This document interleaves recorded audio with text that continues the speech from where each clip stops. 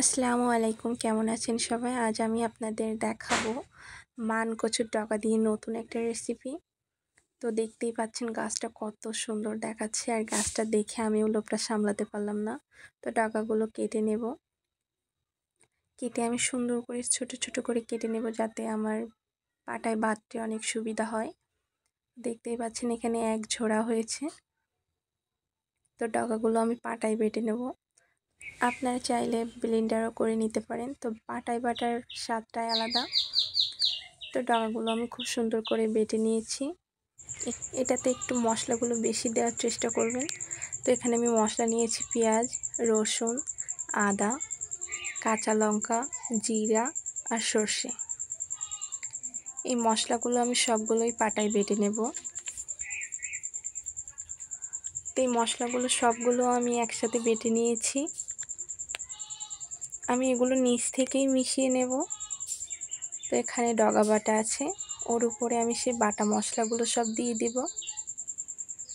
তারপর এখানে আমি দিয়ে দেবো স্বাদ মতো লবণ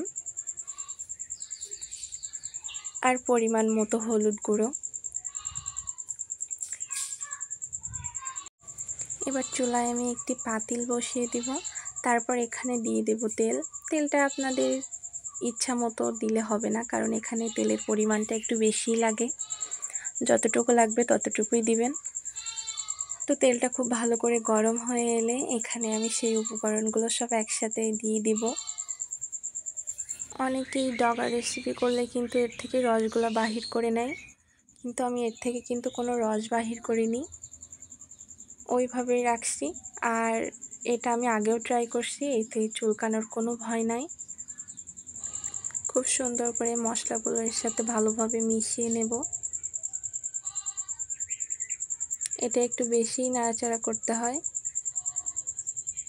কারণ এটা একটু তলে লেগে যাওয়ার ভয় থাকে, ওজন্য এটা অনবরত নাড়তে থাকবেন। গ্রামের মানুষ হলে অনেক সুবিধা, শহরের মানুষ হলে এগুলো কিনে খাওয়া লাগে, কিন্তু আমাদের এগুলো কিনে খাওয়া লাগে না, আমাদের বাসায়ই হয়। আর এই রেসিপিটা আমি তৈরি করলে আমি এটা দিয়েই খাওয়া শেষ করি, অন্য কিছু আর খেতে ভালো লাগে না। এর স্বাদটা এত সুন্দর। কিছুক্ষণ পর পর আমি এটা নেড়ে দেব, যাতে তলে লেগে না যায়। আপনারা এটা নির্ভয়ে ট্রাই করতে পারেন, এভাবে অনেক সুন্দর স্বাদ হয়। তো কিছুক্ষণ নাড়াচাড়া করতে করতে আমার এখানে রসগুলো অনেকটা শুকিয়ে এসেছে।